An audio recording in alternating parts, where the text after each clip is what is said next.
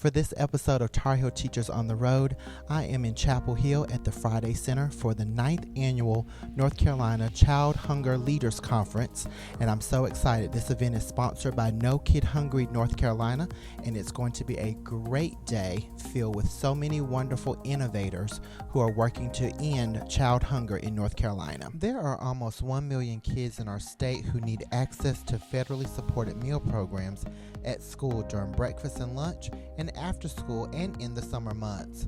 Every year, the No Kid Hungry North Carolina team gathers a cadre of leaders for the North Carolina Child Hunger Leaders Conference to highlight all of the bright spots in the field. This year, I'm happy to be on hand to further celebrate those working daily to feed kids and provide access and resources. So I am at the North Carolina Child Hunger Leaders Conference and have the great pleasure of speaking with Georgina Duke. She is the project manager for North Carolina Care 360. Hi, Georgina. Hi, it's so great to meet you. I'm so excited of being here. So glad to have you here. You just gave an awesome speech telling your personal story about how you got to the work of North Carolina Care 360. So tell us about the program. What is NC Care 360? Yes, so NC Care 360 is the first statewide coordinated network. When we say first, we really mean first. No one else in this nation has been able to pull off getting every government agency, every health system, every community-based organization, every social service agency on one platform to send and receive referrals and track outcomes for community members in need. So everyone is looking at North Carolina as a best practice to see how this can work. We were invited to the White House twice in September because they want to know how can they do what we're doing in North Carolina to scale. So what NC Care 360 will do is that you ever find a student or anyone in your community in need and they come to you and say, hey, I need rental assistance, you can log into the platform, send referrals to financial assistance providers throughout the state to see who has the capacity to serve that person in need. They will accept the referral, work with that client, and then you'll actually get the outcome. So you'll know if they got the rental assistance, the housing, whatever they had. So it's a way to streamline these efforts of connecting community members who are in crisis situations to make sure that they live a high quality life. That's wonderful. And so you all are currently in 50 counties now. Started in December 2019, you launched 50, and by December 2020, you're going to make sure you're in all 100 counties in North Carolina. Yes, so all 100 counties by December 2020, which is a lot. So we go county by county and work with that county to figure out how we need to modify our approach so that we can meet the needs of the community. So for instance, in some of our most urban counties, they're way different than some of our rural counties. So we really have to take that community grassroots approach and listen to the community, right? So some of our more urban counties, the health system or the health department leads the conversation. And some of our more rural counties, it's the church. Like it's that faith-based leader who has that relationship that helps us understand how this should roll out and be successful. That's great. And Georgina, what brought you to this work? What brought me to this work is just because I've grew up low income. I've always seen the barriers that exist for our community, especially people of color in the South.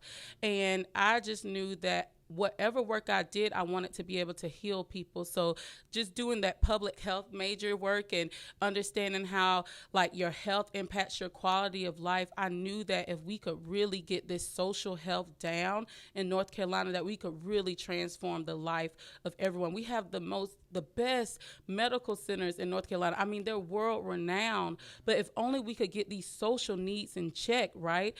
This North Carolina is the highest in infant mortality amongst Black mothers. How can that be when you have Duke and UNC and all these great institutions? It's because of these social conditions that exist that create poverty and create generational curses of inequity, and that's what I want to do. I want to help heal that for the community. Thank you so much. I think this is going to be a great resources that social workers and counselors can use, especially when you're talking about a school social worker who may be based at multiple schools. This is going to help them to save a lot of time.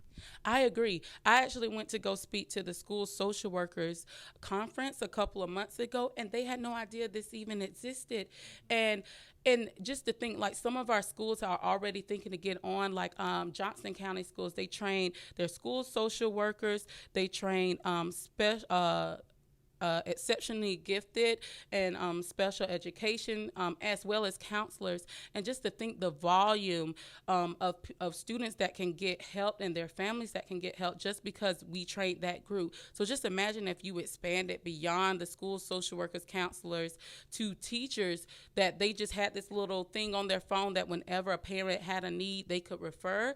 I just think it would help them so much, because we have to think about how a child comes to school, right?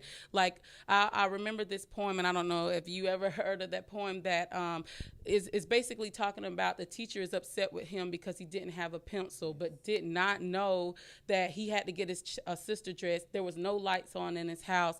Like, his mama works 3 jobs, and it's just all these things that impact a child's education, that if we could have the right tools in these educators' hands so that they can address these social needs, it just can create a whole nother generation of health, high quality, and success for our future. Thank you so much, Georgina. And tell us how we can reach the website to learn more about NC Cares.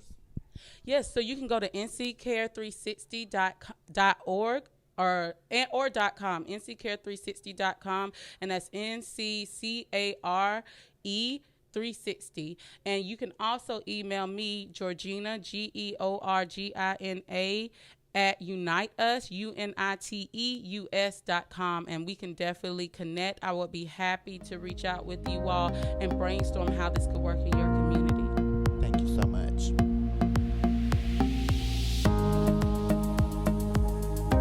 So now I have the great pleasure of speaking with Jennifer Brown. She is the Child Nutrition Director for Swain County Schools. Hi, Jennifer. Hi, how are you? Doing great. So you all are doing some really wonderful things as it relates to child nutrition in your school system. When it comes to summer meals, you're actually the #1 school system in the state for meeting your goals. How did you all get there? So what we did was when I first came on the job around 2013, I saw that we had a huge opportunity in Swain County. We're an area eligible county, and so we had the ability to feed every kid in Swain County 2 meals a day over the summer, and I saw that we were very much underutilizing that. We just had 1 cafeteria open and just feeding a few camp groups. So what we did is, because we had the challenges of our county being a very rural, spread out county without a lot of areas of neighborhoods or apartment buildings, we found that the challenge was that kids could not get to us in the summer. We didn't have buses running and things like that. So what we did was just start looking at partnering with some community organizations throughout the community where we could set up feeding sites. And one thing that we do have in our community are lots of churches. And so we just started contacting them and seeing if they would be willing to set up sites and have volunteers that would come to the cafeteria and bring the food back out to their specific community. That's wonderful. And you all actually moved from having 1 site in the summer to 25 by partnering with those school districts. And at the same time, you were able to increase the employment rates for your child nutrition employees. Yes. Originally, we were employing about 2 cafeteria workers at our 1 site. And at this point, we employ about 75% of our staff year-round. That is really great, and it also helps the local economy in Swain County by having those individuals employed during the summer. So what are some things, Jennifer, that you all are looking to do? You have really knocked the summer programs out of the park. So what's next on your radar to really continue to move your district forward? So one thing that I've been focusing on recently is the after-school meal program. We had been doing the after-school snack program, and last year we switched over to the at-risk after-school meal program so that we could serve a larger meal in the afternoons. So we're just, we've got that at all of our schools right now, but we're looking at ways to expand that. That is wonderful. So we wish you all well in Swain County. Keep up the great work. You're doing some exceptional things, and you shared great stories today at the North Carolina Child Hunger Leaders Conference, and you all are certainly leaders, so thank you so much.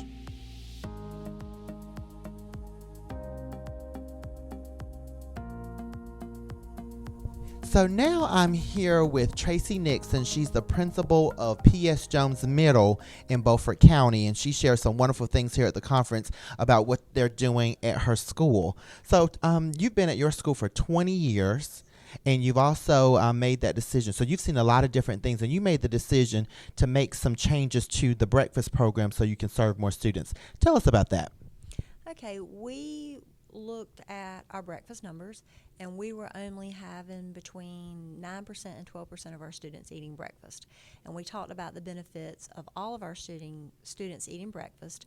And I met with our school improvement team, and we talked about how could we make this work? How could we increase our breakfast numbers, benefit the students, get the staff on board? What could we do? And so we came up with a plan to feed everybody breakfast, students and staff, starting the second week of the school year. Wonderful. You said students and staff. Staff are able to participate as well. Yes, staff, their part in it is that they get the food for the students, they distribute the food for the students, and they take attendance of who eats on a class roster, and then they're encouraged to eat as well, because that models that, hey, the food is good, we want to eat it, we want you to eat it, and they jumped on board. Oh, that's great. So what are some of the things that the staff members have to do? So they take the attendance, they get the food, and then they have it in the classroom. Yes. So how our breakfast is set up is our cafeteria staff prepares it the day before. If it's something that can be refrigerated or is non-perishable, they do it the afternoon before they leave, and they put it in 2 insulated bags. One bag is for milk and juice, and one bag is for food. And if it's a hot item, they prepare the bags that morning if it's something that has to be cooked. And then they put it on a cart, and they roll it down to each hallway, because my hallways are segregated by 6th, 7th, and 8th. And so they have big carts, and the teachers come in at 7:20. They go get their bags. They have their names on them, and then they take them to the classroom. And then the kids, we let the kids in the building from starting at 7:25, from 7:25 to 7:45, which is non-instructional time. It's just kids coming in. They feed everybody breakfast that comes to the door, and it's right in the classroom. And then the teachers have their attendance roster, and everybody that gets breakfast, they check it off. They stick it back in the bags. They take all the trash, and they stick it out in the hallways, and then the custodians come and just pick up all the trash. And Child Nutrition provides us with extra duty trash bags so it doesn't leak everywhere, and the materials we need to clean up, like Clorox wipes, and in case we have spills. That's great. And you all have seen some great growth with this program. So you're at about 96% participation now? Yes, sir, 96%. And I will tell you, it's trials and tribulations. You know, for testing days, we've had to do something different. I do know there's been a decrease in discipline-wise. I don't know if it's going to help testing. I sure hope so, but we haven't got that far yet. I will tell you that we had benchmark testing, and we changed some things around last week. And on the very first day of testing, the kids didn't get to eat in the classroom. The participation went to 43%. And the kids came up to me and said, "Where's our food? Why didn't we get in the classroom?" So we immediately switched gears and changed it back to how we were doing it. So I know this program's working, and the kids are looking for that food. Kids who never ate before. That's wonderful. They're really buying into it. So are there any things that you have on the horizons that you're continuing to try to make tweaks and make changes, or even enhance child nutrition at your school? Do you have anything on the horizon that you're contemplating as we speak? Well, trying to get the kinks worked out for integrate testing to make sure they get to eat in the classroom, because this will be the first year we're doing this, and that's why last week we were playing with the benchmark of how to make it work. So that part we're still working on to make sure that on integrate testing everything runs smoothly. We're practicing what we want in the long run. We also started an after-school tutoring program where child nutrition is feeding our kids there as well. So that's been something that's really good, that's free of cost to our school, and our students are enjoying that as well. So we always are looking for ways to improve students eating. That's great. So I have the great pleasure now of speaking with Ritchie Cornette. He's the principal at Mulberry Elementary in Wilkes County. And today at the conference, he was recognized as one of the heroes who's really fighting child hunger in North Carolina. First of all, congratulations to you on this wonderful honor. Thanks. It's a big honor. Very surprised. Very big honor, but there were some specific things that were highlighted that your school is doing. So when you really hear about the things that you're doing at your school, I want you to brag on yourself a little bit in your school. It's not surprising because you're really doing some great innovative things to really make sure students have what they need. Tell us about some of those things. Well, we make sure all of our kids eat breakfast and lunch every day. That's a great program. It doesn't matter if they come in 30 minutes late or an hour late, they're going to eat. I think, that's huge. We have the backpack program.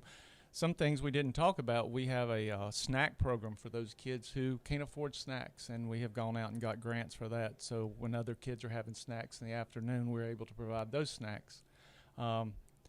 We have the food box in the back that we've been doing for 3 years, and I fill it up every Friday. I just know that during the day or during the week, if a kid's hungry, they can come to us and we can find the resources to help them. But during the weekend, we don't have that opportunity. So I started putting Chef Boyardee and cereal and peanut butter and that on the so if they are hungry, the families can come by and get something over the weekend. That's wonderful. So to have that outdoor pantry, easily accessible to parents and other community members that really need it, so we can make sure that people are not going hungry in your community, that's just outstanding. How did you even come up with that idea? Actually, I was watching the Today Show, and somebody was doing it in Texas, and I was like, would that not be great at my school? And, everybody at this conference has talked about the churches, the community. There's so many people that have reached out to help. I had a parent to build it for me. The Sunday school church, Sunday school class at the local church started funding it. And then just different people had started hearing about it, and I haven't asked anybody for any help. I mean, they just see what a good thing it is and offer to help. That's awesome. Well, congratulations once again on receiving this Hero Award. I mean, that's just fantastic what you're doing in Wilkes County, and we just will continue to monitor the great things going on at Mulberry Elementary School. Thank you very much. Thank you.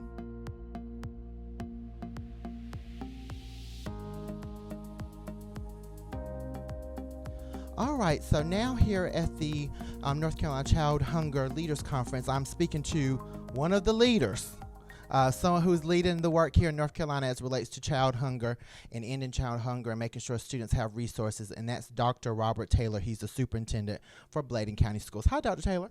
How you doing, Marlow? Good to be with you, man.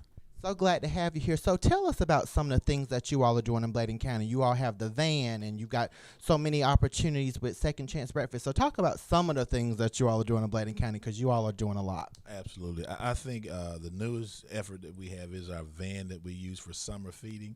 And so this was an effort through Smithfield Food Corporation. They furnished roughly $60,000 to outfit the van, and that's allowed us to expand summer feeding by almost 4,000 meals a day. And so that's pretty good when you think about the students that don't have access. And so everything else that we're doing is really about the efforts that we do every day, expanding awareness, making sure people understand childhood hunger, what we can do with our breakfast programs.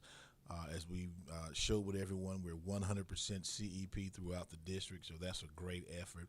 And our greatest work now is just expanding activism by people across the state. I know Gaston County Superintendent spoke this morning, and Dr. Booker, and he talked about how they've expanded the program, and that was through an effort with me and the governor's office to get 12 grants out to the state. So for us, it's about continuing the work that we're doing, but also expanding awareness. That is great. And so with the van, this was the first summer that you all had that. What were some, you got the 4,000 increase. What were some other areas where you saw there were improvements with students and families and just overall culture for your school district because of just that van sponsored by Smithfield? Well, we actually had picnic tables that were donated by Lowe's, I think it was in Lumberton. And so that gave us an opportunity to be able to actually provide spaces for children to sit. If you think about summer feeding, Marlow, it's hot, it's humid, kids are out in the sun. And there was one particular trailer park where we fed probably 30 or 40 kids, Hispanic community. And the parents would come out every day sit out tables, do all the things that were necessary to make this a success. And so when Lowe's heard about that, they wanted to be a part of it, and they gave us the furniture, the tables, and things of that nature, tents, so the kids wouldn't have to be in the heat. And so we just want to try to really expand this program for the next year. We did highlight a number of communities the first year. We got the van the latter part of June, and so this summer we will have the full extent of being able to use that van. And so the effort is about trying to identify as many locations that van can serve, because to me, and you're from Bladen County, you know how geographically large the county is, and it's difficult for kids to be able to get to school. So we want to make sure that we maximize the number of sites. With that van, we can do a lot of expansion, but there's only so much that van can do. I mean, we may want to use it for 50 sites, and it may be able to do only 15 sites. So it's about expanding the program to its fullest. That's wonderful. And I'm pretty sure you have some other partners lined up who are looking to work with you on getting those things expanded. Absolutely. I think the big expansion that we want to do is working with our local churches, because they have all sorts of programs during the summer. We certainly work with all of our summer programs. So the more we can do to expand that effort, the more partners we can get on board, then as this conference is talked about, the more children we can reach. I know in Bladen County, we are about 76% free and reduced lunch. So there are a lot of kids that we don't capture, and our work is about getting as many as we can and hopefully getting all who want to participate. That's great. Well, we commend you all so much on the work that you're doing, Dr. Taylor, in Bladen County. And if there are superintendents watching our program, Dr. Taylor will be a great resource when you're looking at expanding your child nutrition efforts. So now we are continuing to chat with Bladen County folk. So glad to speak with Linda Beard. She actually is a teacher at East Bladen High School. And today at the North Carolina Child Hunger Leaders Conference, she was recognized as one of the heroes. So congratulations to you, Miss Beard. Thank you so much. That is wonderful. So you're a world history teacher at East Bladen. And how did this award even come about? What ways do you support children in their nourishment in your position as a teacher? It began last fall whenever we were doing second chance breakfast, and I noticed that my breakfast numbers were not adding up with the food, and the kids were like, "Miss Beard, our food is missing. Where's our breakfast?" And I kept paying attention, and I had one student that was taking more than one breakfast, and I caught her putting in her book bag. Well, I went to her out away from the other kids and spoke with her.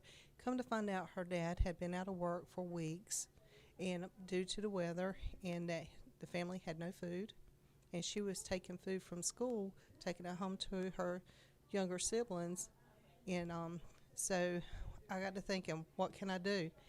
And I talked with some of my students in my civics and economics class at the time, and said, okay, here's our problem. We need a solution. My class decided we were going to do a food pantry. So we built up the Eagles Feeding Eagles. This past November at Thanksgiving, we distributed around 65 boxes to families in the community for Thanksgiving break. How empowering is that for the students to be able to contribute to that solution? What kind of behaviors have you seen in them and their confidence levels that they're actually helping in such a powerful way?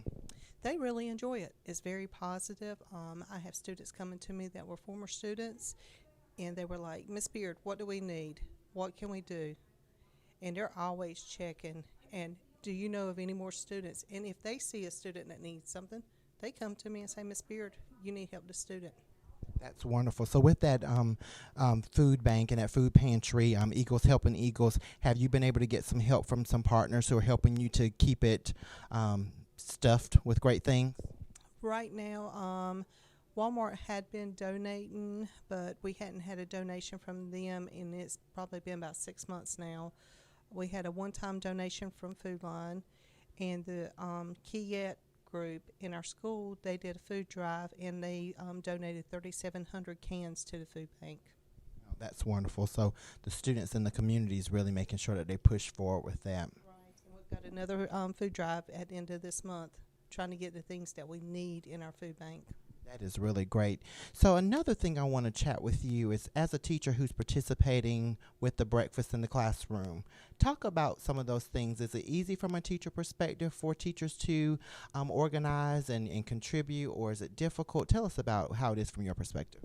In my perspective, in my classroom, I have a list. When students walk in the door, they have their name on my list. They mark what they want for their breakfast. If they've had breakfast before class, they mark it on there. And then I go to my laptop and I send in a breakfast order. And at a certain time, one student's designated to go downstairs, pick it up, bring it back to the classroom, and they know what time you're supposed to eat. So we have no problems.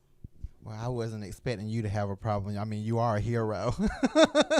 You are a hero. Congratulations to you, Miss Beard, on all the great things that you're doing at East Bladen High School with Eagles Helping Eagles.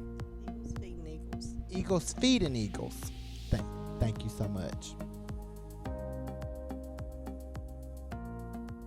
Alrighty then, so now I have the great pleasure of speaking with Avery Pickett. She is one of the recipients of the North Carolina Child Hunger Leaders Conference Hero Award. She was the only student in North Carolina to receive this recognition. How does that feel, Avery? It feels incredible, knowing that I am, out of 100 nominations, that I was the only student that got this award. I hope that it speaks volumes to other students, that you guys can do the same thing that I am, and that students can make impacts on kids' lives everywhere. That is great. I was impressed. I'm in my 30s, and I was really impressed by your story. So tell us about some of the things that you're doing at Cateford High School in Cumberland County to really make sure that you're addressing child hunger. Yeah, so I have my own food pantry at my church, and I just want to say thank you to them because they always are so inclusive, and they were the ones that let me do this. But I also have a pantry inside my school for if a kid is hungry during the day and can't go get food, they have that opportunity to go inside the school and get it as well. I do have a summer program as well as I give school supplies to the Backpack Buddy kids in my community. So what prompted you to get involved with this? I mean, you're a teen and so many different things compete for your attention. What prompted you to make this a priority? Yeah, so there was actually a little boy in my third grade class, and he was the main spark in this program because I noticed that he would always hide food from parties, and he had an extra backpack to carry with him to the bus. And, I was confused because I didn't know that need was here in my community, but knowing that it is now, I wanted to make that impact and to help other kids in my community, just like little Logan, who made an impact on my heart forever. And so ever since then, I've been involved with that. And so the wonderful thing about this award is that you were actually, and it's right there, it's beautiful, is that you were actually nominated by your principal. How does that feel to be recognized by Brian Atkins, principal of Cateford High School? It means the world to me, knowing that he believes in me and that he thinks that I'm doing such big things for our school. That's a huge honor. I love Mr. Atkins. He is one of my very favorite people ever, and just being nominated by him means the absolute world. That's great. Well, we commend you on all the wonderful things that you're doing. Do you have any other projects that you have working on as it relates to child hunger that you want to do? Well, right now I'm hoping to get in touch with Lunchables in the next couple of months to see if Lunchables will be willing to provide, those meals to our kids. Because, I know I love Lunchables, so I know a kid in my community would love a Lunchable just as much as I do. That is so great. I love Lunchables too. When I taught 6th grade, my kids always said, "Why are you eating a Lunchable?" So I enjoy those. Well, this is Avery Pickett. She is a student at Cateford High School, and today she was recognized as a North Carolina hero as it relates to child hunger in our state.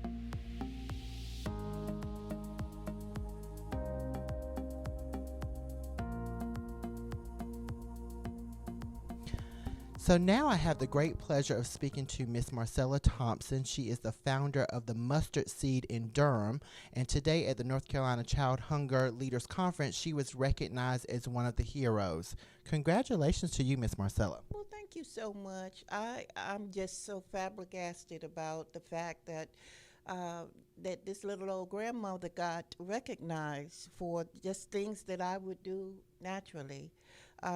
In our organization, we're based in East Durham, and it's a community where there are vast deserts, not only just in food insecurity, but also in, the housing situation, educational.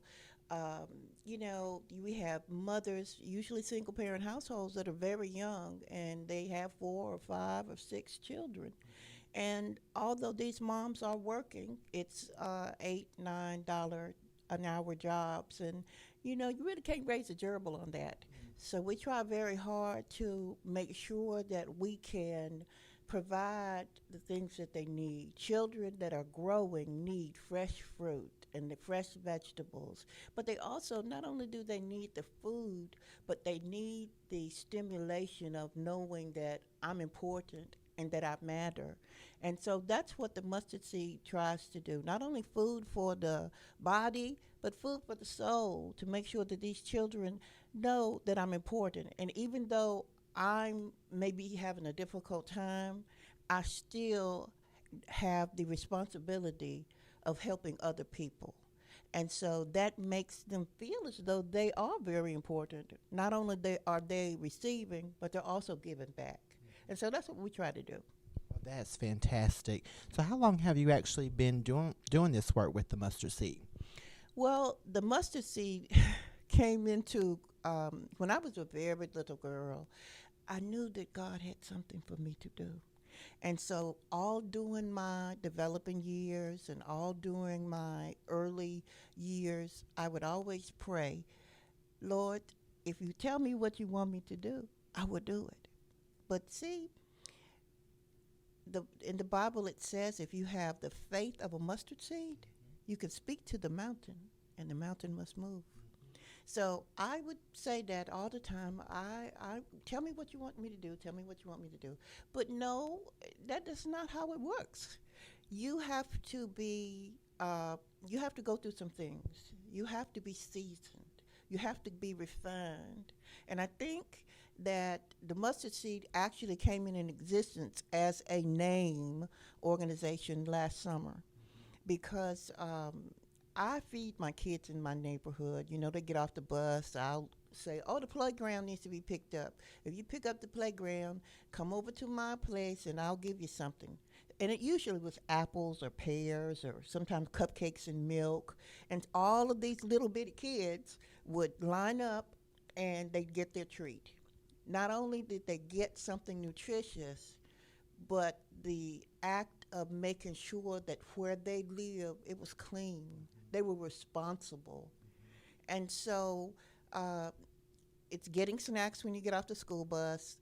Sometimes I would make big pots of soup, and so they would have grilled cheese and soup for dinner, because their moms, you know, they're very young and they have a lot of children and there's food insecurity. So I would make this big old thing of soup and take my little blue wagon and pull it from door to door and give the supper, so that mom didn't have to worry about what she had to feed her children.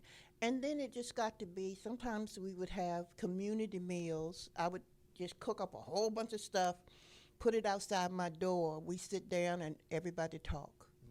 So last summer we were blessed that we were able to get in on the CHAMPS grant. The city of Durham got one of 6 cities that got this grant for the whole United States. Wow. So they were able, the school system was able to give me breakfast and lunch for all of my children. So we had a summer camp. Basically, we started 8:30 in the morning, the kids come and eat their breakfast. And in terms of not just eating the food, but we had relationship building. We had community building exercises. We had always an educational component. We had speakers come. After breakfast, the kids would have a speaker would come, or a nutritionist would come. We played games. We did art projects. We did birthday parties for the children. And we talked about the world, that they are responsible as being citizens of the world. And so these kids learn all these wonderful things, and they don't even know they're learning. I'll tell you a quick story of one of my little boys. You know, a lot of times the people say, oh, those kids so bad. Miss Marcella, don't mess with those kids. They bad, they this, they that. I'll tell them there are no bad children. There are no bad children. They may do bad things, but there are no bad children. So we have, I try to get the kids accustomed to things that they don't normally come in contact with. And that's a learning experience. We had a birthday party, and so instead of having just plain ice cream, we had gelato and we had sorbet. So we have to find out where these things come from. And so we had Italy and France. And tell me what's Italian. Well, the first thing is pizza. That's what they say. A kid will do anything for pizza. But in France, of course they said French fries, but it was just very funny. So we had our party. They got to sample something delicious that they never had before. And part of what we do is try to reinforce the learning curve, you know. So the following, probably the next week, I had something and I was trying to say, who can remember what comes from Italy? And so the little boy raises his hand because manners, respect, everything in order. And you don't have to scream at kids. And they have expectations. I have expectations of my children. And so when you have expectations of a child, they know, and this is what they need. So he raises his hand and he stands up and he said, Miss Marcella, do we have to learn every day? And it was just the most fantastic thing for me to know that they know they're learning, but they're having fun, and they're realizing their value. And the hope that comes from them is intoxicating. When you can see how much they can learn if they have food for their bodies and they have hope stimulated for their minds and their spirits. And so that's what we really try to do with the mustard seed. We are starting a program because systems are not really designed to work for children and families. Everybody in our community is at or below the poverty line. And children need a one-stop place to feel safe and to belong. So when you're living in a transient society, you're living in, it's low income, earners, wages, all of these kinds of things. People don't really think that you matter. And it's hard for any human being to feel like they don't matter. So we're starting a program called 100 Days, $100,000 Seeds of Hope. And what we're going to do is put together a one-stop shop. We want a 15-story building, and this $100,000 will be the seed to plant into this ground that we're trying to get from the Housing Authority. You'll have housing for children that are aging out of the foster care system, and we'll prepare them, you know, to be able to go to school, to be able to go to trade school, whatever it is that they want to do, because what 18-year-old can manage a life out here with no skills? And, you know, it's horrible that we turn our backs on these kids. There'll be people who are coming out of prison, and a lot of times it's just a money situation. They may be in jail for, you know, something simple because the system, you know, doesn't give them really second chances. So they'll be able to, you have brilliant people, chefs, trained chefs, carpenters, electricians, all kinds of wonderful people. They won't be able to get a place to live, and they won't be able to get a job. So with our program, we will have programs to be able to help them. We'll have a medical clinic.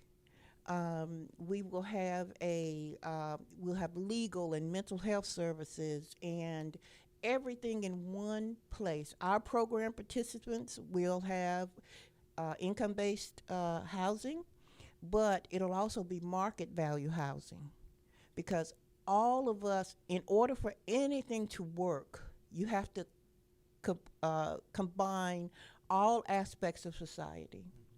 And so we'll have a school that's based, my daughter graduated from the School of Science and Mathematics, and in 2014. So we will base our school, K through to 12, on the concept that kids can learn anything. They just have to be exposed to it. There will be a Montessori-style daycare center, and it'll be market value childcare, but it will also be that our program participants don't have to worry about paying for childcare and that their kids are not being educated properly. And so it'll be a combination of things that everybody can do because everybody needs to feel valuable. And once you put a market value and you have those market value people coming in and expose them to the whole community, that's when it works. When we all work together. So we'll have pledge programs. We will have bake sales, wonderful bake sales. So I'll let you know so everybody can come to Durham and buy something great. But different things where we can get the seed money to plant that seed. And then we'll do it as a Habitat for Humanity style community-based organization. Miss Marcella Thompson, I'm so impressed, and I see why you are recognized as one of the heroes because you really have a passion for your community and you're really working to make certain that the students and the families in that area are valued, feel like they belong, and have support. So I just celebrate you and commend you. Thank you so much. This one little old lady just trying to do what she do. That's the way it is. Well, you're not trying to do it. You are doing it. Thank you so much.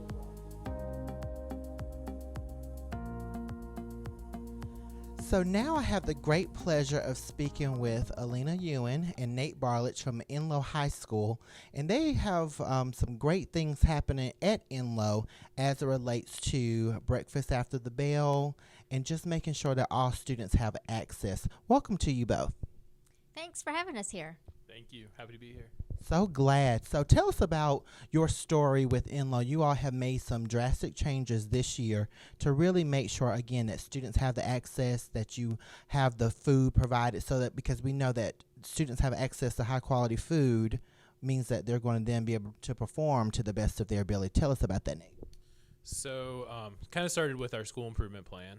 And like I spoke about earlier, the school improvement plan, our goal is to target Latino students, black students, students with disabilities, and students with LEPs, and increase their proficiency on state exams by 10%, while also decreasing referrals by 10%.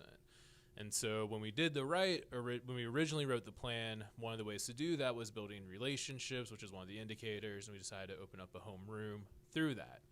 Well, then it was like, okay, so what's the purpose of homeroom? And so we had seen, Ilina and I, some of these models in Durham, Edgecombe, Craven, and some other places that had breakfast in the classroom, and we were like, this would be a great time to bring students, teachers together around a meal and make homeroom purposeful. Great, and really having that connection. So what was your emphasis, Ilina, in really doing this as from a parent perspective? Why do you think it was important?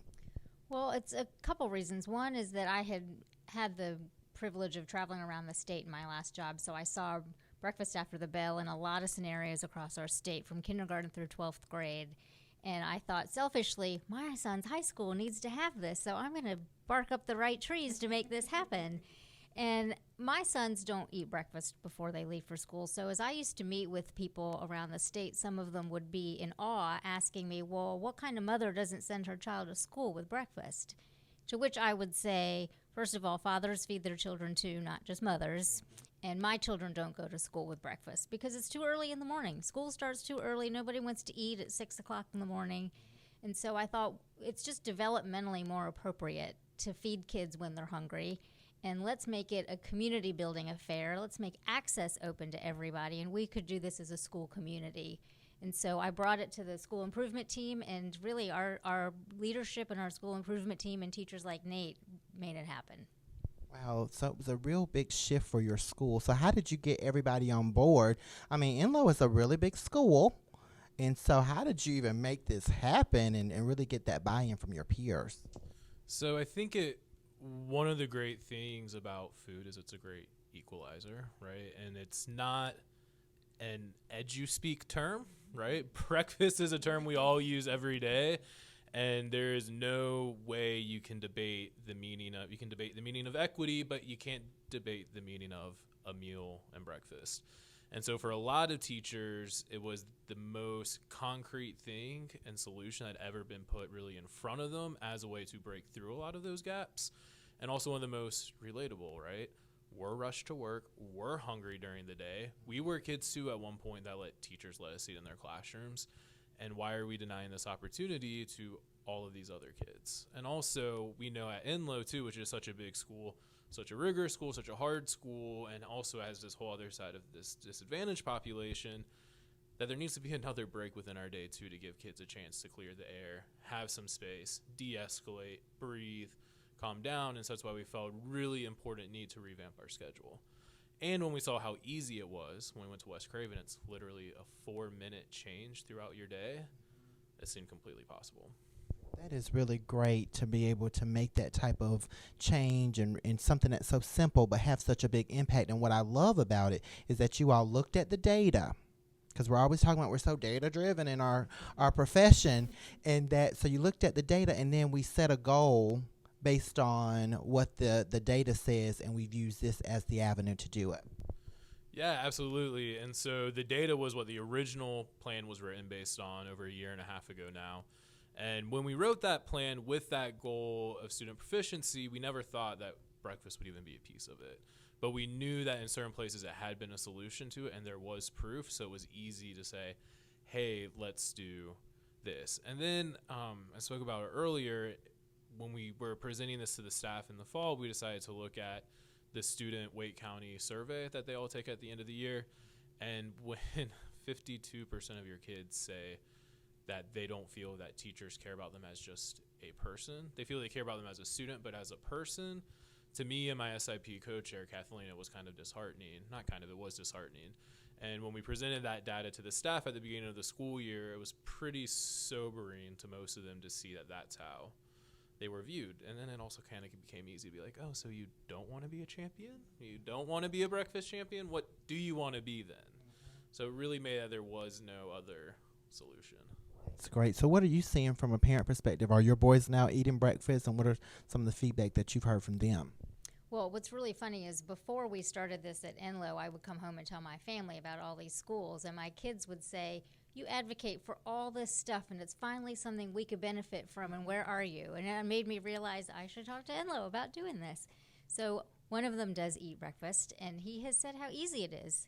And it's been great, and he sees all walks of life go through that breakfast line. And I think removing stigma, especially from older children, is a really important thing to do. We should not be punishing kids who don't have access. This is really, as Nate said, it is the great equalizer. Everybody comes together, they go through the line, they eat breakfast.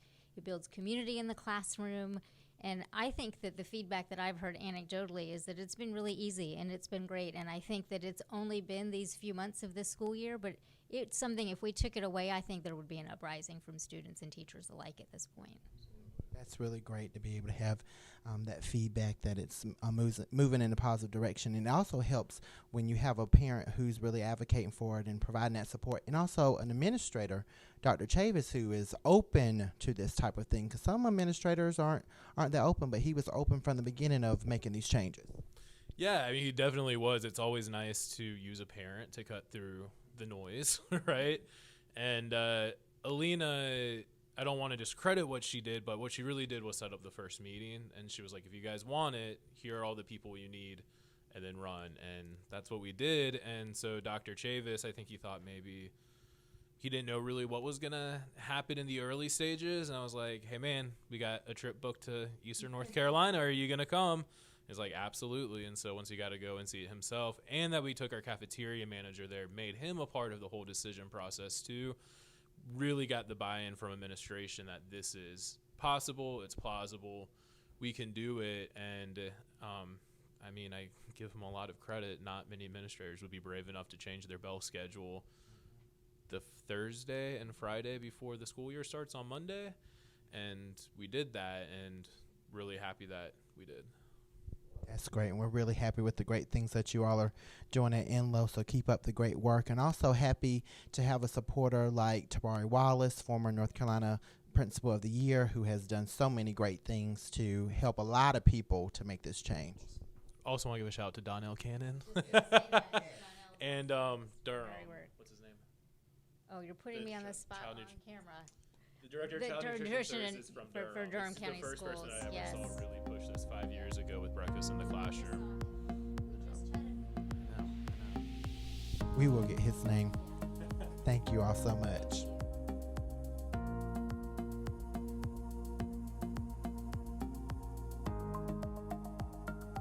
So now I am here with a wonderful person as it relates to child nutrition in North Carolina. She's Deborah Davis Carpenter. She's the Executive Director of Child Nutrition for Hoke County Schools. Hi, Ms. Carpenter. Hello, how are you? Doing well. I did not want to do this special without chatting with you because you have just done so many wonderful things. You have been the Child Nutrition Director, Executive Director for Hoke County for how long? 22 years. 22 years, and before that you were a classroom teacher. I was a classroom teacher for 21 years, all in Hoke County. Wonderful. So how long have you served, for those people who don't know the math, in Hoke County? I've served 43 years as an educator for Hoke County Schools, so all of my years as an educator has been in Hoke County Schools, which is home. That is great, and they're so blessed to have you there.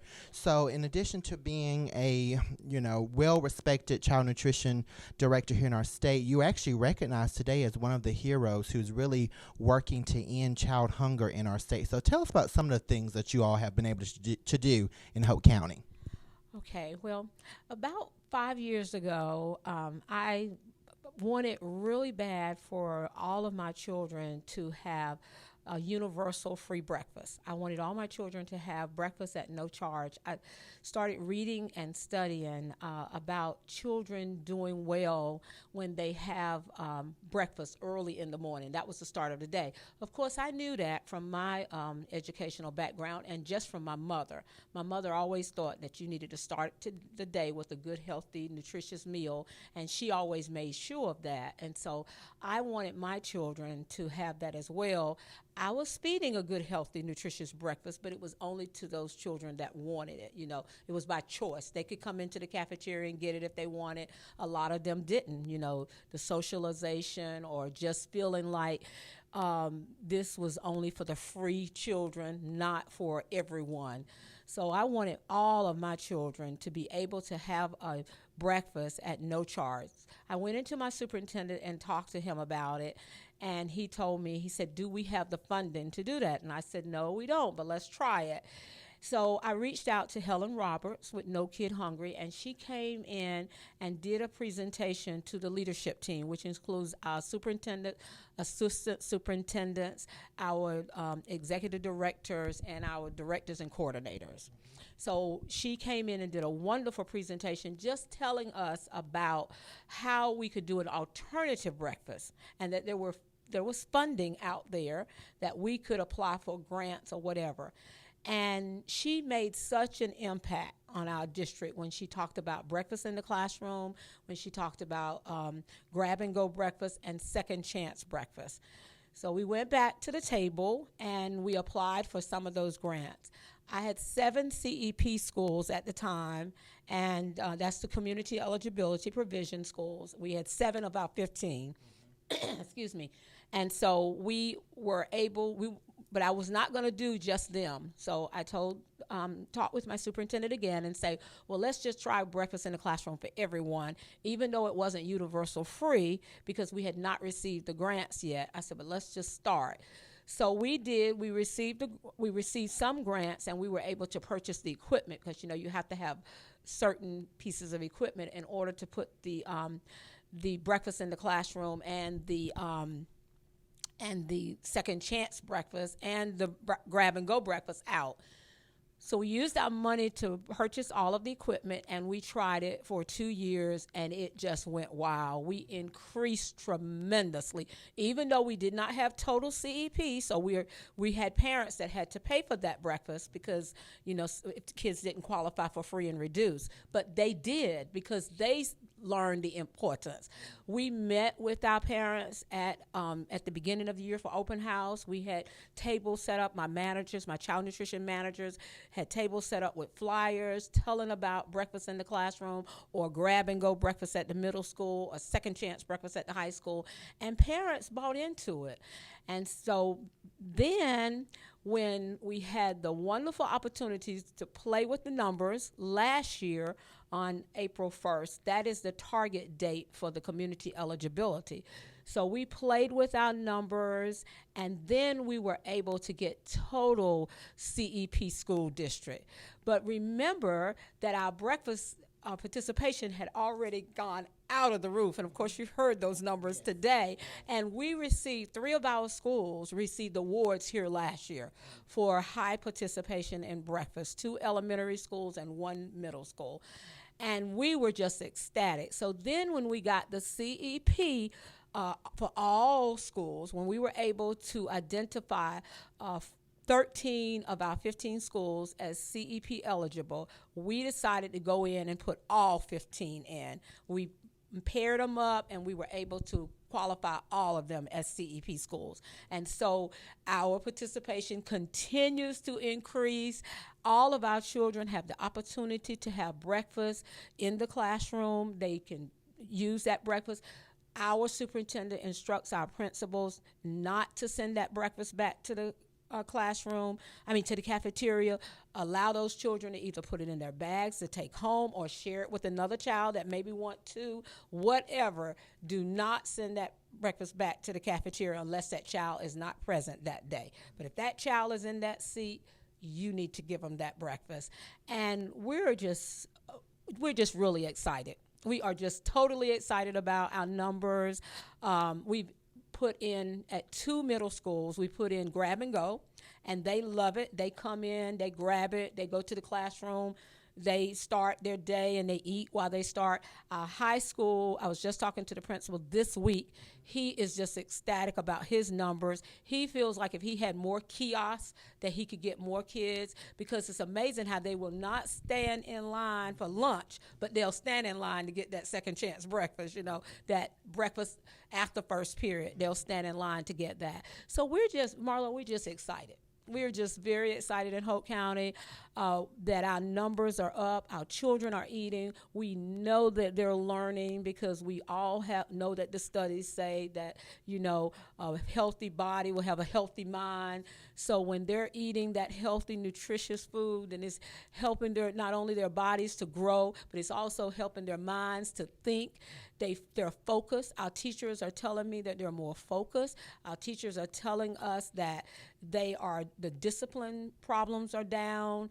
Our teachers are telling us that they're more alert. Our nurses are not seeing as many children, and that is so important. I know. I tell you. So much great work, Ms. Carpenter, going on in Hoke County. I mean, it's so impressive. I did not want to even leave this day without you having a chance to highlight that with Tar Heel teachers on the road, because it's just so great. And then for you to receive the Hero Award, and you were the most nominated person for the award. I mean, you have multiple nominations to be recognized as a hero. How does that feel? Well, first of all, I am humbled. When Andrew sent me the email, I just sat at my desk and I read it again, and I read it again. And of course, being as old as I am, and of course being an educator for 43 years, of course, the tears started flowing. And then I had to get myself together, and I said, okay, let me read this again to make sure. And so then I sent out an email to all the people. He did not list, I did not know it until afterwards, that he did not list everyone that nominated me. He only lists a few. Of course, he lists my superintendent that I was nominated, the assistant superintendent, 2 of them nominated me. So he couldn't get everyone in there, but I did send it out on a whole and just thanked everyone. I just feel humbled because, Marlow, what I do is my life. I have no children personally of my own, but my life, everything I do is about children. I mean, from my daily work to my church life, it's about children. Everything that I do children's church at church. My pastor say I love little people. Miss Carpenter loves little people, and I do. I love my little people. I mean, I taught high school. They were my little people, and I love them. Everything I do is about my children.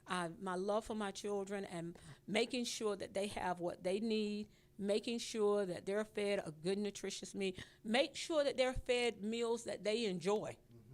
Mm-hmm. Not only are they healthy and nutritious, but it's things that they have asked me to give them, and I have learned to give them to them in a nutritious way. You know, people talk about pizza. My pizza is very healthy. It's made for us in Hoke County, and it's very healthy. You know, everything that you do, you can make it healthy, and that's what we've done. We provided things that they enjoy.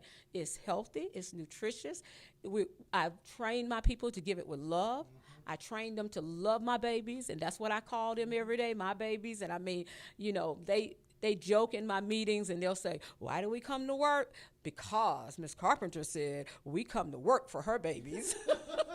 And that's what I say. I tell them I don't back out of my garage every day to come to Hoke County Schools just to be playing. I come for my children, and it is so important. So I am humbled to receive this award. I am honored to receive this award. I am honored that my colleagues in Hoke County and people across the state wanted to recognize me. I just feel that it is something that is just miraculous. That's what I sat there and said, oh my God, this is a miracle, you know, and it really is. I feel that way. I just felt standing there on that stage today, I just felt such a wonderful feeling to know that I have given 43 years and someone recognized it, you know, and so it really means a lot. It is just, I am an advocate for people eating well meals, having meals, nutritious meals. I'm an advocate for making sure that my children have those meals. And so to be recognized for doing that every day, what I do and what I'm about, it meant a lot. It really did. Well, congratulations once again, Ms. Carpenter, on this great award and recognition and on 43 exceptional years. And we look forward to sitting with you in 43 more years. Congratulations. Thank you, Marlow, and thank you for doing this. I really do appreciate it. Thank you for just wanting to talk with me, because that meant a lot. It really did. My pleasure. Thank you.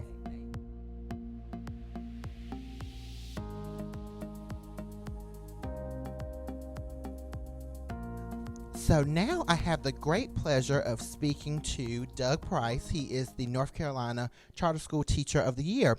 So Doug, how's it going? Tell us about your thoughts about the 9th Annual North Carolina Child Hunger Leaders Conference. Yeah, well, this has been a really impactful day. I mean, certainly I'm appreciative of No Kid Hungry North Carolina and their support that they've given to the Regional Teacher of the Year team that they've provided to us. And it's been so impactful to hear about all these great organizations that exist throughout the state of North Carolina, about how everybody is trying to have a hand in the pot of trying to figure out how to solve childhood hunger. So that, to me, has been the most fascinating thing to hear about, because I'm hearing about all these organizations, even my own county and city, that I had no idea existed. And then, you know, I'm Googling them in the middle of the session, and who's the Mustard Seed organization? And they just received an award not too long ago. So, yeah. That is really, you're absolutely right. There's so much going on, and it is just wonderful that a entity like No Kid Hungry is able to partner with all these organizations. It's really, really great. And No Kid Hungry is also a sponsor of the North Carolina Teacher of the Year program. That's right. That's right. I'm going to put a little plug in there because they just did this, and it's a bug that's been sitting in my ear. I think the other thing that's also been really fascinating is to hear about all the grants that exist for counties that they could be applying to or applying for in order to create breakfast programs, or to create backpack programs, or to create additional snack programs that they need for like their after school programs or something like that. And so if you haven't applied, then go to No Kid Hungry and /grants, and then you can find out a little more about the grants that they have as an opportunity for you to check out. That is really great because the resources are there, so you really have to take advantage of it. Well, that's great. Any other thoughts, Doug, about the conference? I mean, it's been so many great things happening today. What's been your favorite part, if you can choose a favorite?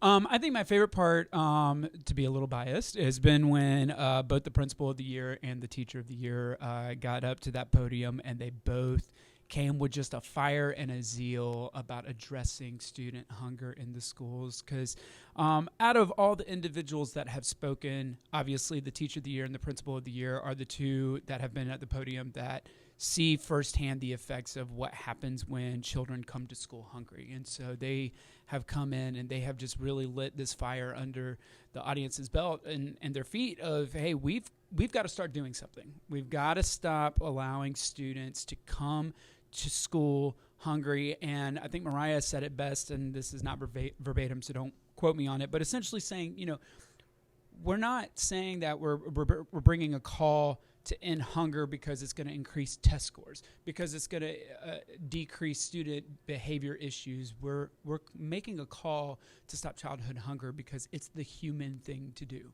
for our students. And that is, to me, the call of why we are even here at this conference, because it is the human thing to do. You're absolutely right. We're talking about a basic need being met, and we won't even be able to fully serve our children until we're meeting those basic needs. Well, thank you so much, Doug, for coming to chat with us, and we appreciate your support of Tar Heel teachers. Yeah, thank you so much. I appreciate you having me out.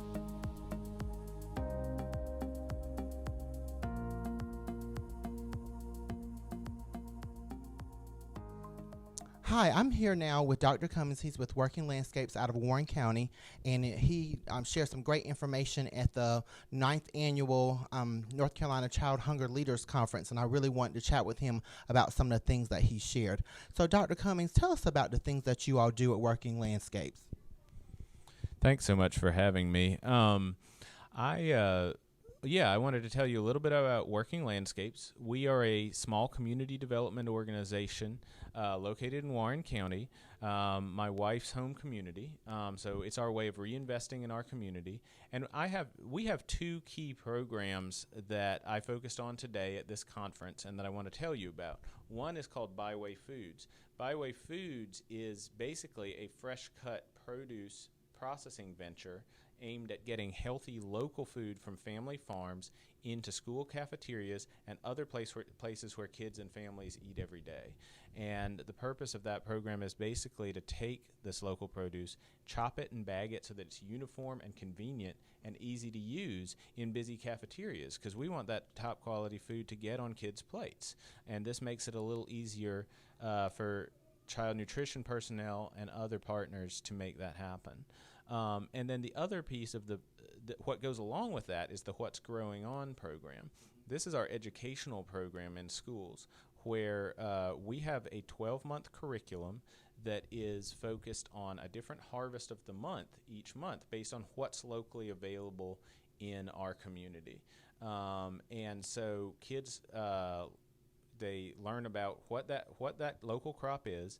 And also they learn something about the food system that's behind that crop, like what are all the people and relationships and processes that it takes to get that food from farm to plate, right? So that's something that we want kids to understand, and we want adults to understand. We want everyone to understand that better. And we deliver that program in 4 school districts through what we call the Harvest Box, where classrooms actually receive a sample of the harvest of the month, and they get to prepare it in the class, have the lesson plan, do the lesson plan, do an activity, take home materials, all of that once a month in participating classrooms. And the whole goal behind this is to get people to understand that that food doesn't magically appear on the plate. There is a whole system behind that. And when that system is working well, nobody thinks about it. But when it's not, then there's a problem, because it is very vital and it's very fragile. This is another thing that I mentioned is that I made the point that we're all 1 week away from food insecurity. I used the example of Hurricane Florence coming through, and all of a sudden all of our fresh products in the grocery store are gone. And that's just because of a disruption in the supply chain brought about by that weather event. And these events are getting more and more frequent.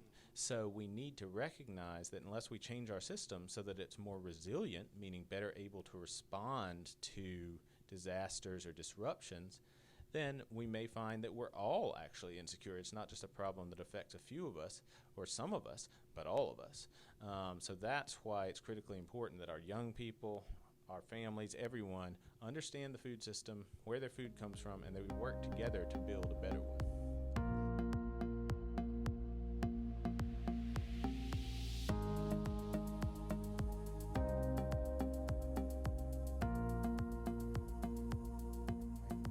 So now I have the great pleasure of speaking with individuals from Craven County Schools. So I have Lauren Weyand, who is the Child Nutrition Director for Craven County, and Sara Yeager, who is a teacher at Havelock High School, and she's also the 2019 Craven County Schools Teacher of the Year. So you all have a really impressive story about things that you're doing. So Lauren, tell us about how the competition came aboard so that you all are actually empowering your students to decide on what the menus are in Craven County. Tell us about that, how it got started. Yeah, because we have a warehouse and we get USDA food, and we had a lot of certain types of food that was not leaving the warehouse, and they come with expiration dates. So to get that food out, I thought, well, why isn't it leaving the warehouse? And my staff said, because the kids aren't eating. And I said, well, we need to get the kids involved. So then my thoughts were to call the high schools and the teachers that teach the culinary students and have them develop menus and recipes that the other kids would eat, that kids would eat. So that's when I got the idea to have this food show and this culinary competition going amongst the 3 high schools, and getting their input and having students test those recipes and decide which one of those recipes would be on the menu for that following school year. That is fantastic. So, Sara, when you first got the call from Lauren, or she came by to visit and said, I want you all to come up with it, what first went through your mind? Because that's really quite the undertaking to start designing the menus. Well, I was actually very confused at first because we've never done any kind of collaboration with child nutrition. So I was confused, but in a good way, because it just really opens up a new avenue for us as culinary teachers and students, too. And for them to just be able to see that side of it. My kids plan and cost a lot of stuff anyways for our class, but for them to see that extent of it and just to plan new dishes that could be on the school lunch menu, that was really empowering for them. And they really took a hold of it, and they problem solved through it. There was a lot of problem solving, and they did it all. I sat back and watched and told them no a lot. So what were some of those parameters that the students had as they actually came up with these menus from scratch? So talk about some of those parameters that they had and how they were able to work within those parameters to make these great dishes. So we were given a list of foods that we were allowed to use, and we were only allowed to use the foods on that list. And there was a lot of back and forth between Lauren and I about spices and different kinds of additives and things that we could use, oils, like what can we use to make it more flavorful. And just seeing, they can't use that much salt in any of the school nutrition lunches, so we can't use that much salt either. We had to really work and be creative and find different ways to make the food flavorful, and they succeeded. And it was really cool to watch them do it. Fantastic. I think it's so innovative, things that other school systems can do. So, Lauren, what was the response from the principals when you approached them about this? Oh, they were very supportive. I contacted the principals first, and they said, why hasn't this been done before? That this is great that you see the need to involve students in making those decisions about what they eat. And we all know that if we have kids, if we just go grocery shopping for the things we want, the chances of those kids eating those things are not great. But when we involve them as part of that process, then we will have more success. So that's the thought behind the idea. That is great. And so, Sara, was it very competitive with you and your peers as you all were coming up with these great items to put on the menu? So the culinary teachers are a friendly bunch, but a competitive bunch. So it was a great collaboration between the 3 schools. It was great to taste test the other schools' dishes and to get our kids together. Any opportunity to get our kids together and really get them talking to each other across the county is a good opportunity. And we were just so thankful that we had so many taste testers and that they liked our dishes. So. So now this is going to be something that you will continue to do. So when is the 2020 event? It's May 1st, and we already came up with our theme for this next year. It's What's on Your Spork, after Toy Story Forky. So it's What's on Your Spork, and we have a bunch of different food items that's going to be on our spork for the next school year. Fantastic. So be on the lookout for that. Check out Craven County Schools website for more information about the challenge, and best wishes to you both. So innovative, so smart, and it empowers the students. So congratulations to you both.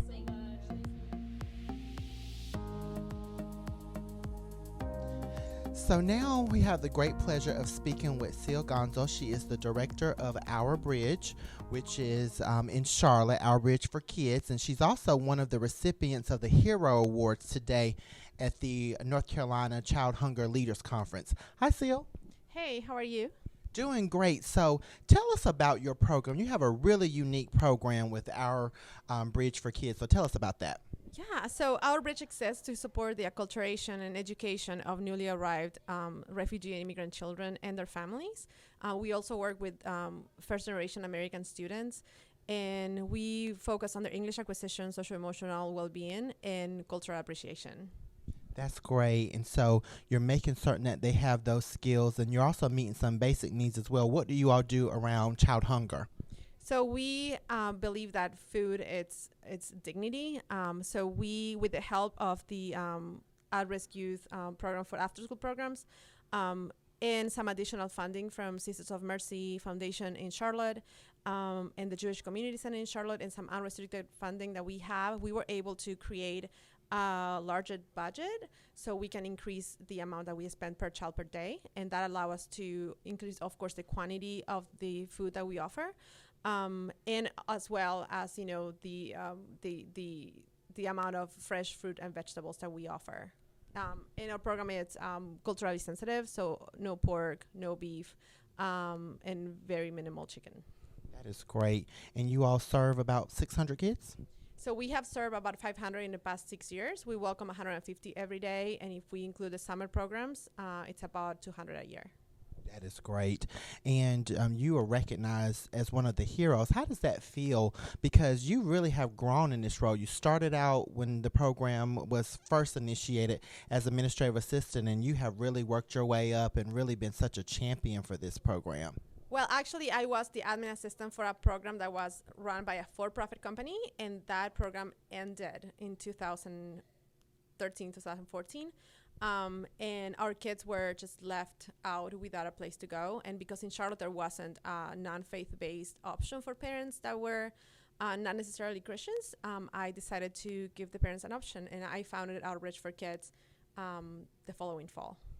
That is great. And I even love it that your website is joinourbridge.org. So even through the whole thing, it's about inclusiveness, connectivity, and being such a welcoming, nurturing, safe environment. Right. So we believe in a sense of belonging. I am an Argentinian immigrant. I've been in the United States for 17 years. And I believe that what led me to feel successful and to thrive as a person was the feeling that I belong. Without a feeling of belonging, it's very hard to feel at home. So we try to create that on the kids. And our center is decorated for and by the kids. We have decorations and artwork that represent all the countries, flags everywhere. The food is representative of the kids' countries. The curriculum is also based, the books, the literature, everything. It's about the kids that we work with. And Charlotte is such a hub for refugees who are resettling. Is that right? Right. So in 2010, 2011, there were about 600 individuals resettled in Charlotte every year. These days, because of the number of refugees that are allowed to come to the United States, the number has been, decreased. But yeah, I mean, there's people from 185 countries in Charlotte out of the 195 countries in the world. So it's a very, very diversity. Well, it's wonderful to have that diversity. Students able to learn so much from one another. And you all are celebrating a big milestone this year in 2020, right? Your 5th anniversary. Yes, so we're going to have our 5th anniversary celebration in March. Actually, I didn't know this, but half of the not-for-profits don't make it to the 50th anniversary. So, I mean, we're very proud and excited. Congratulations to you on the great work that you're doing at Join Our Bridge, as well as joinourbridge.org is the website. Our Bridge for Kids is the organization. And congratulations on your award as a hero. I was so impressed with your story. I had to talk to you, so I'm so glad we had a chance to chat. Thank you, Marlow. I mean, I'm very proud to be here, and very nice to meet you.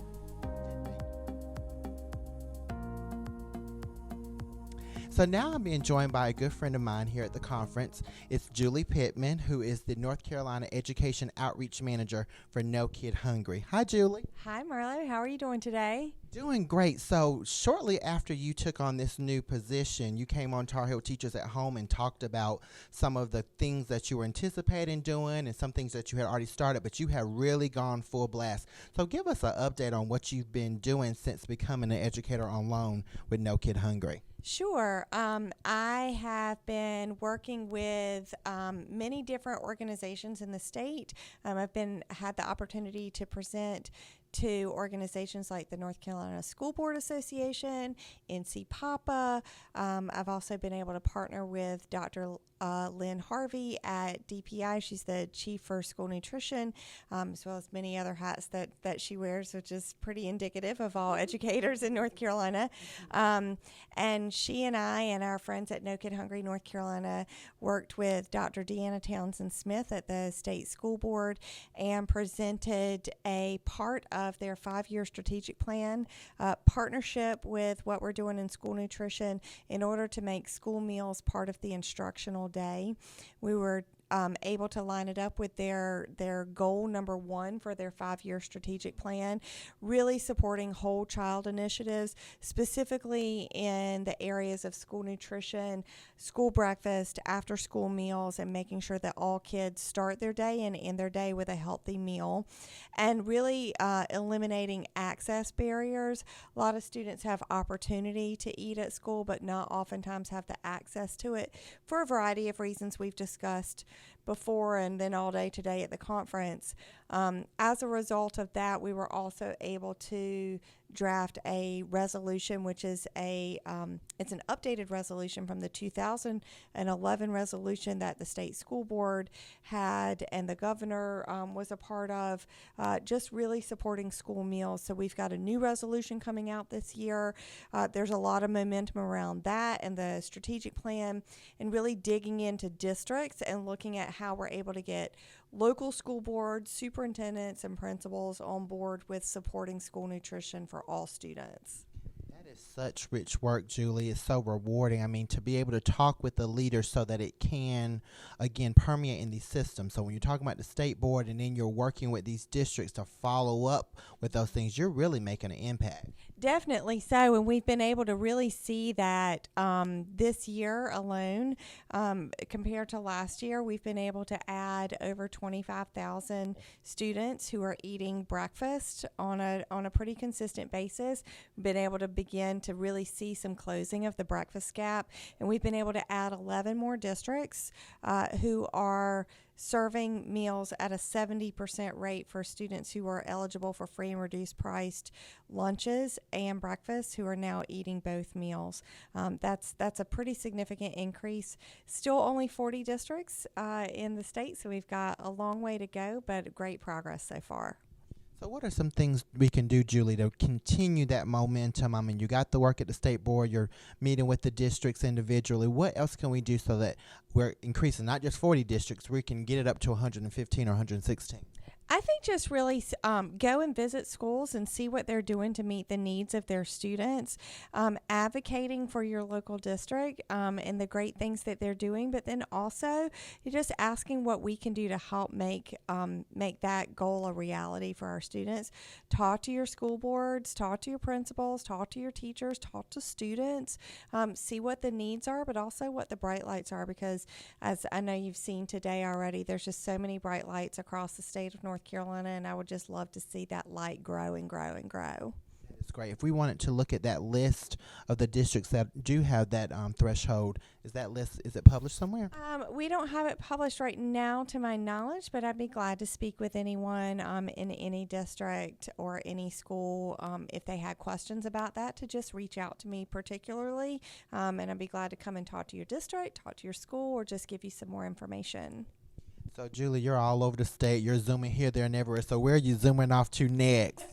I have a couple of meetings here in the central part of the state this week, and next week in Charlotte and Raleigh, and then in a couple of weeks I'll be in our DC office working with our DC team, and then back for the state board, and soon we'll be speaking to some legislators, answering questions that they have about breakfast and school meals alongside Dr. Harvey. That is great. This is my friend Julie Pittman. She's very busy, very, very, very busy. But the wonderful thing about it is you're willing to take the time to educate people, talk with them about their options so that we can increase those numbers. Sure. And I guess if you have any questions or you'd like to have more information, you could send me an email at jpittman@strength.org, or you can reach out to me on Facebook or Twitter. My Twitter handle is @Twinologist, and I'm Julie Page Pittman on Facebook. So good to see you as always. Thank you, Marlow. Thanks for having us today and really supporting the work we're doing with school nutrition.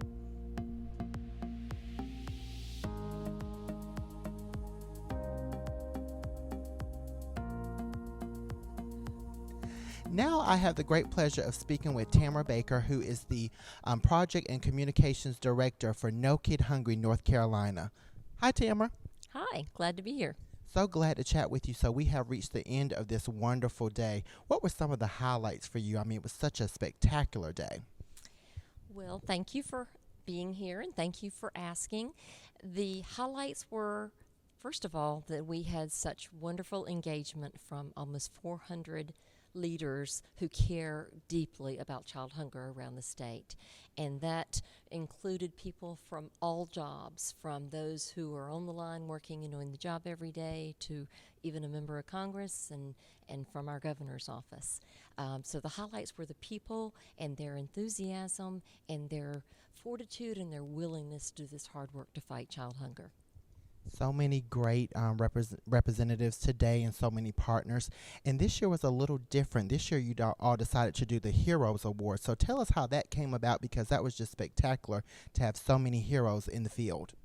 Well, what we're known for with No Kid Hungry every year at our conference is that we host a breakfast challenge, and we really put a spotlight on the champions who do a great job of increasing above and beyond what they expected they could do, what anyone expected they could do. And this year, because of the hurricanes happening back more than a year ago, the numbers were off, meaning we couldn't take that data because those data months that we compare were not available. And so instead, we're going to take that challenge and talk about the results of the winter based on March to March comparisons coming up at a June meeting with the School Nutrition Association professionals.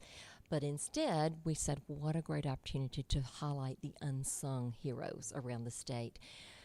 Let's not put on stage the people who typically are there. Let's find the people who you just don't hear about that are there on the front lines. And so we heard from a student who's really doing amazing work toward child hunger.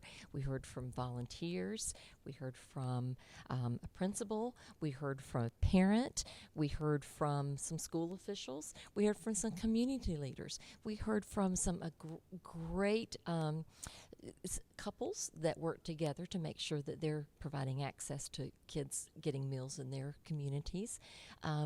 And even a wonderful one-woman wonder who is one of those people that you hear about and you really just love to connect with, who feeds children out of her home, and then she connects with these federal nutrition programs, and suddenly she's getting reimbursed for those meals. Just so outstanding. That was just such a wonderful highlight of the whole event. The whole thing was spectacular. So with the bar being so high, Tamara, I just could imagine the 9th event was great. I could just imagine what you are going to have in store for year 10. Well, this was the 9th annual North Carolina Child Hunger Leaders Conference, and sort of the genesis of it was that when we formed No Kid Hungry back now 9 years ago, we kept being advised by our national partners that we needed to put together committees and boards and so forth. And we looked at each other and said, but we don't believe that's really going to be our best path forward, because we wouldn't even know where to start because we're the newcomers. So we're just starting to be out in this really active advocacy community.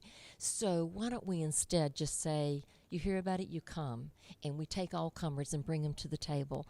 And that's the model we followed. And today we had almost 400 people who showed up, as I said, in all walks of life, who are here because they were interested in learning more and engaging and being entertained and getting some energy to do their job, because it is hard work what these people are doing, investing in the lives of children.